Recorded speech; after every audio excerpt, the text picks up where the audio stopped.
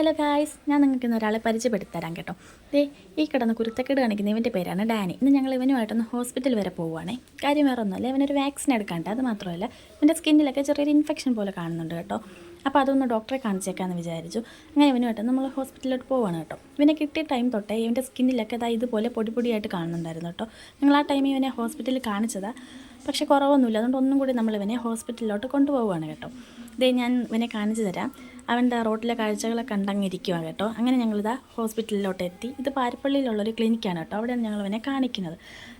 ഇവനെ കാണിക്കാനായിട്ട്, ഡോക്ടറെ കാണിക്കാനായിട്ട് ടേബിളിൻ്റെ പുറത്തോട്ടിട്ട് തിരുത്തി. ഇവനിവിടെ സെക്കൻഡ് ടൈമാണ് കേട്ടോ വരുന്നത്.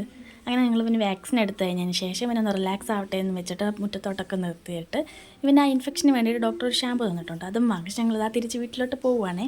വീട്ടിൽ പോകുന്ന വഴിക്ക് ഞങ്ങൾ കടയിൽ കയറി കുറച്ച് സാധനങ്ങൾ കൂടെ മേടിക്കാനുണ്ടായിരുന്നു.